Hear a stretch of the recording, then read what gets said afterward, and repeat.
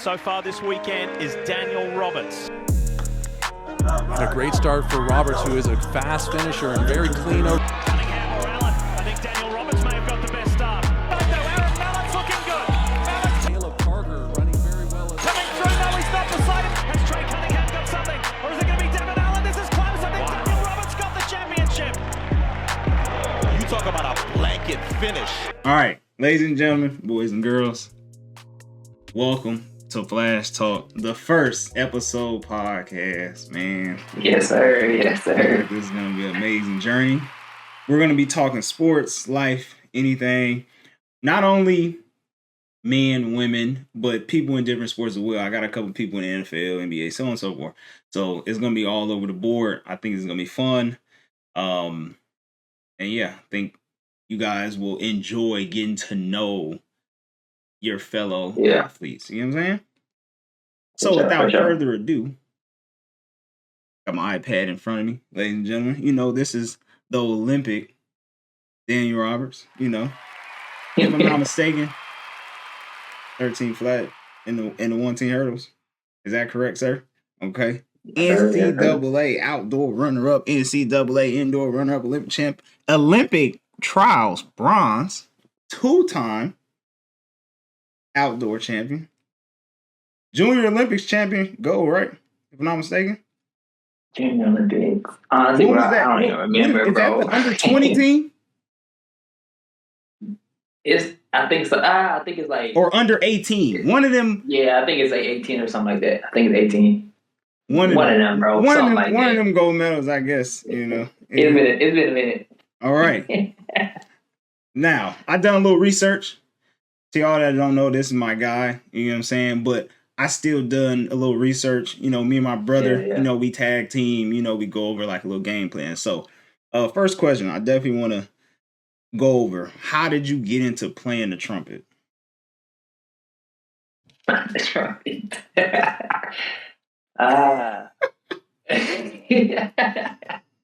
The trumpet, man, you took it way back, bro. Mm-hmm.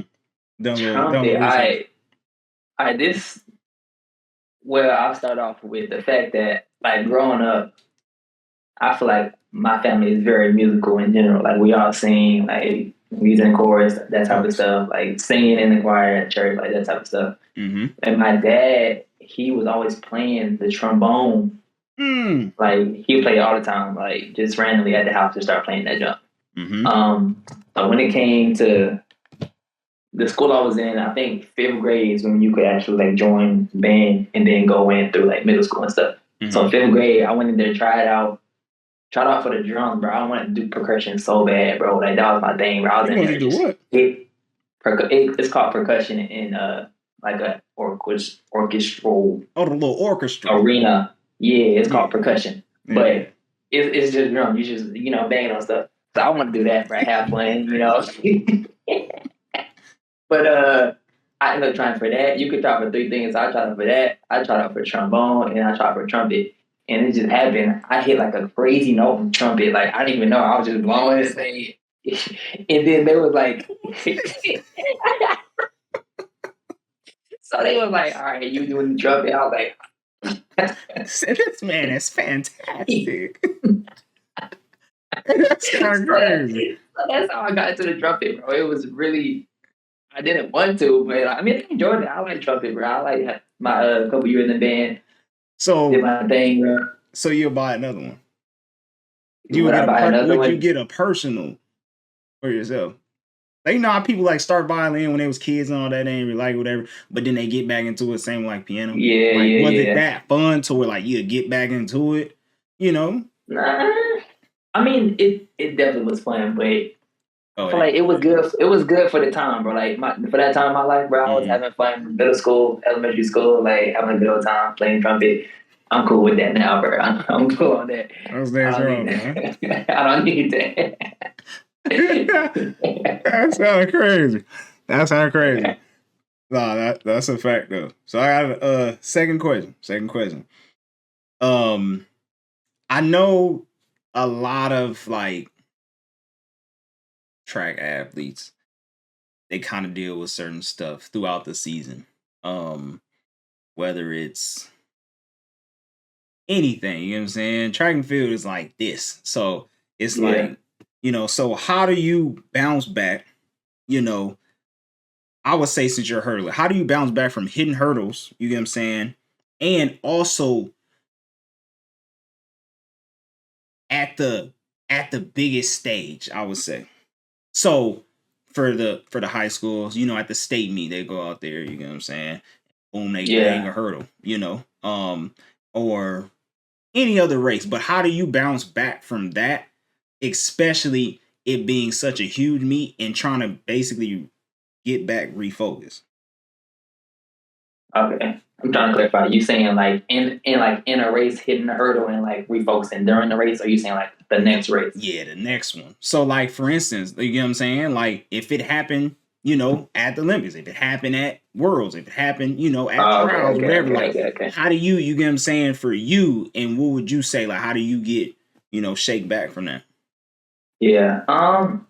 It's tough, bro. I mean, just to be real, it's hard. Like them first, I mean, I don't know if everybody know this, but that happened to me at Worlds. So it's like that jump for me, it was like the next day, it was tough. Just mentally, I was like, bro, I can't believe this happened, because I was so ready to run, ready to go.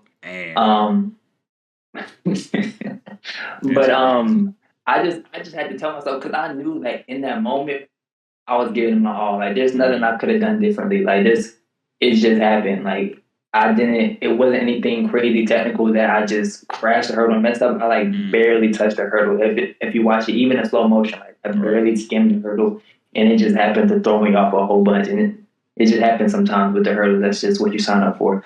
But nah, bro, bouncing back from that, for me, it was pretty easy once I got back to training, got back to my grind, because like mentally every day in training, I kind of think of it as like a meet day. Obviously, it's not a meet day, but I try to go in that same mindset, like give my all 100%, focus on what I was supposed on, and then we can do what we got to do, Thanks. So once I got back in that rhythm of doing that, having good practices, get my confidence back, slowly but surely it'll come back, bro. It's just one of them things, bro. It's not easy. I ain't gonna lie to nobody and say that. It's just, you can just shake it off. Like, it definitely be in your mind, because that first race back, I definitely was thinking about that. I definitely was thinking about that, Joe. But no, bro, you just gotta trust it sometimes, bro. Don't think, just go, just do that, Joe.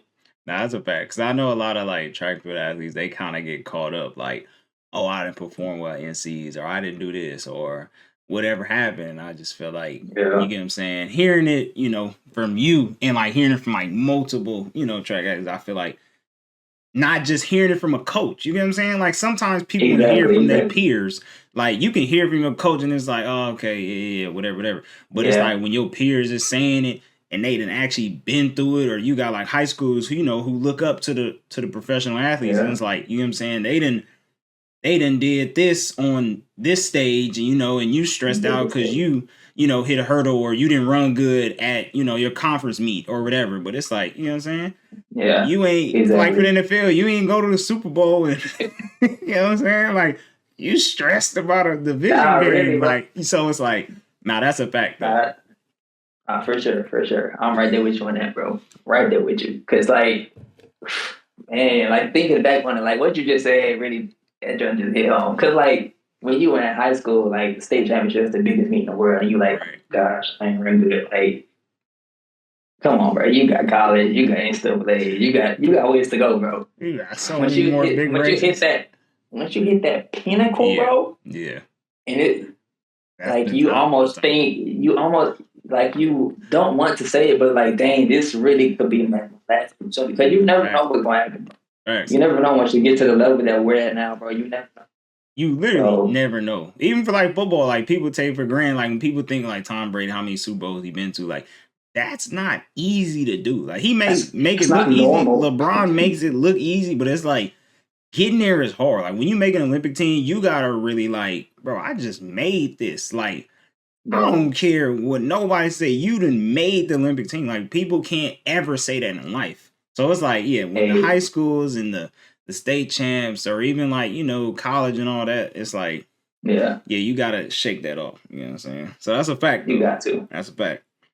So I got another question. So I've noticed, I feel like everybody else noticed, in track and field. You know, let's talk about the long sleeve and the short sleeve. Let's talk about it. I've done my research. I know the answer, but I want you, if you want, to talk about the long sleeve on the leg and the short sleeve on the other. Yeah, I mean, it's not anything too crazy. I mean, originally I started wearing it after, well, I guess once I got to college, so after 2016, which would have been my senior year of track, that I didn't get to actually run track my senior year because I had my surgery the fall of my senior year from football. I got injured in football. So that whole year I was out. And then when I got to college, a lot of the rehabbing and stuff and just the strengthening my leg, during that time I would have to wear a brace or like a sleeve on that leg. And it just got comfortable. So like over time, I just got used to wearing something like that just for the comfort of it. Not that it was actually doing nothing. Exactly. Or like, because it's just a piece of cloth. Like, it's not going to help my knee be more stable than it is, you know? So over time, doing that for all through college, and then I got to being professional, I was like, I mean, I might as well switch it up. Can't look like everybody else, you know? That's a fact. See, because for me, I thought it was like, you know, the swag is out. You get what I'm saying? And then obviously I did research. It's a little of both, though.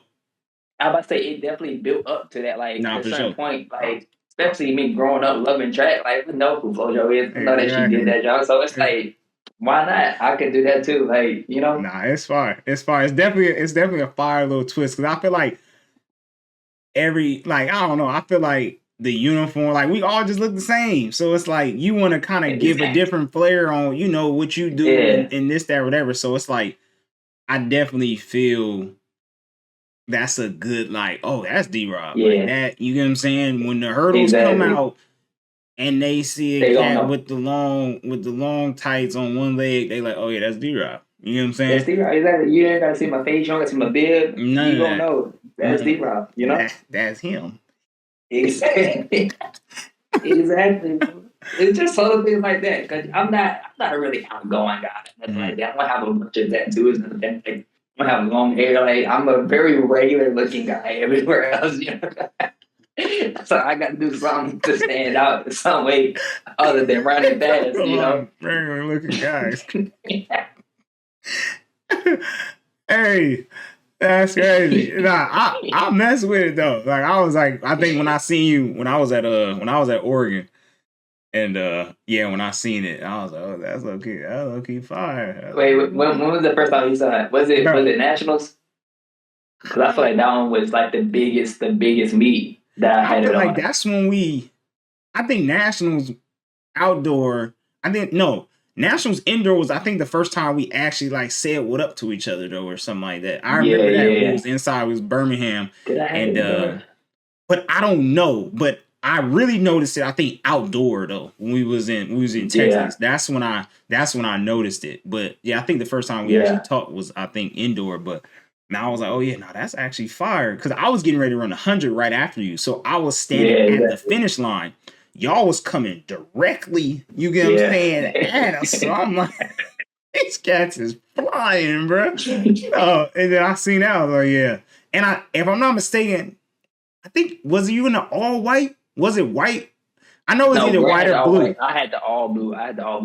So you had the did y'all switch? Because I know Oregon, we did that. Like, prelim was a different color, right? And then final was, so y'all's was like an all blue for finals or something? Yeah. And then prelim was like white? Yeah. Okay, yeah, I think because you just posted, like, I think video, you in the all white at NCs. So I didn't know if that was prelim or final. Yeah, nah. I don't know. Bro, I think that all blue was I missed that all blue, right? that all blue hit. That all blue fire, bro. That all blue fire. All right, so heard about the proposal, right? Yes, sir. Yes, sir. About the proposal. Fiance game. So tell me how it went down.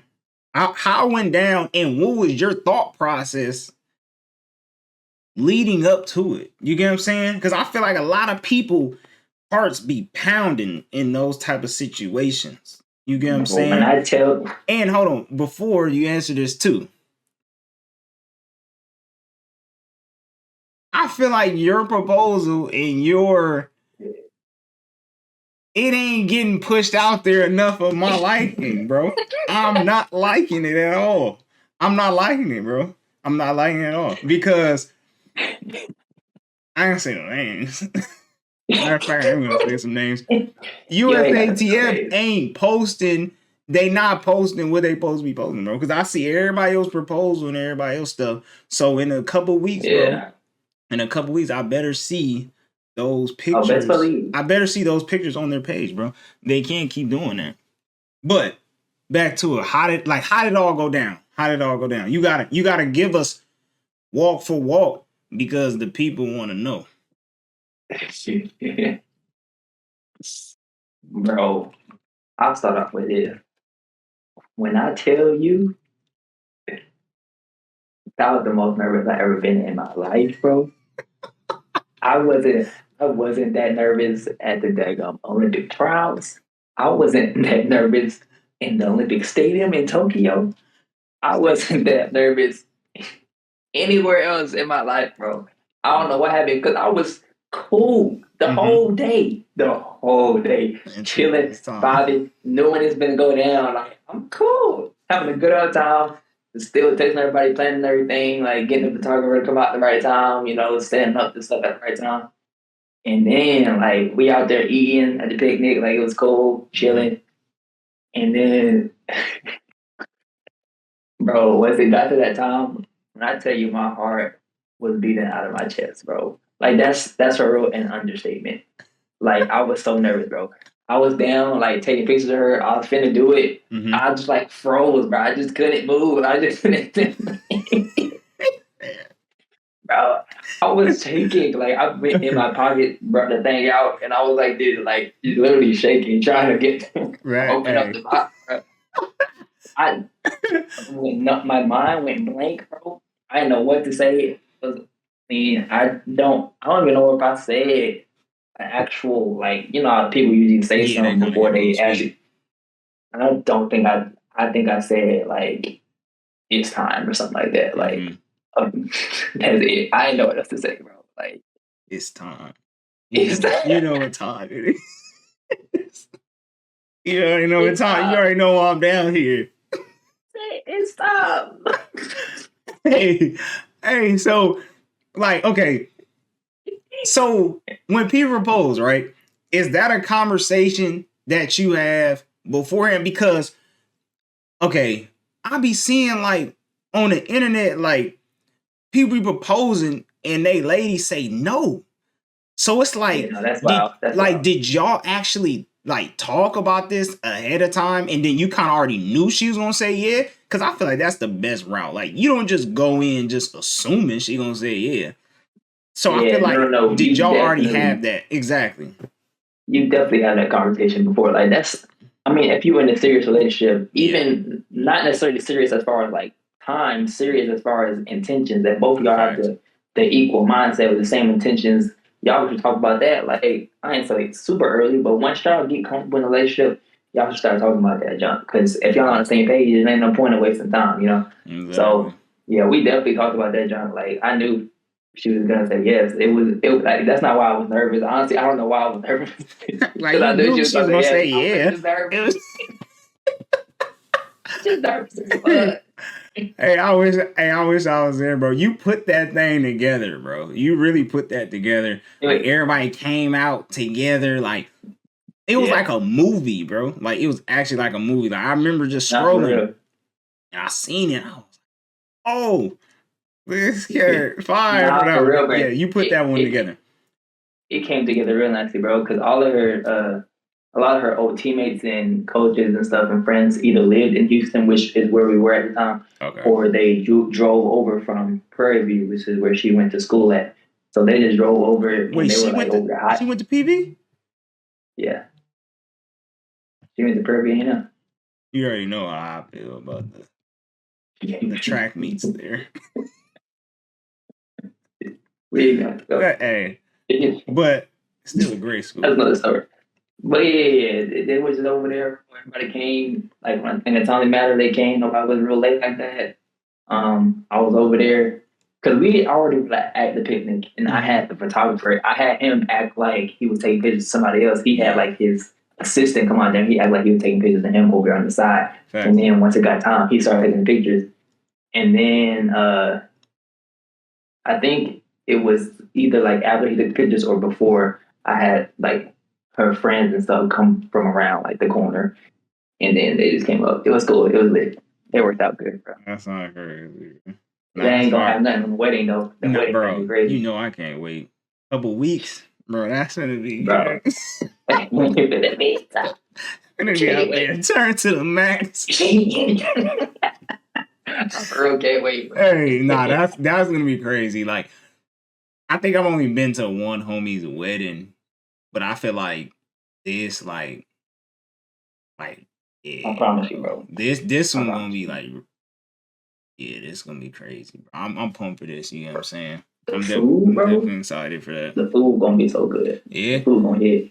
I know. When I was doing the little RSVP thing, I'm looking. They like, oh, which plate you want? I'm like, nah, we put a lot into this jump, bro. Because I wanted to be a good time for our families coming together. Because a lot of our families never actually met each other. Like, I met her family, she met my family, but they never met each other. So I wanted to be like an entire, like, a function, you know, an event for them too. Even though it's our wedding, but, like, you know, it's a big event for all of us. So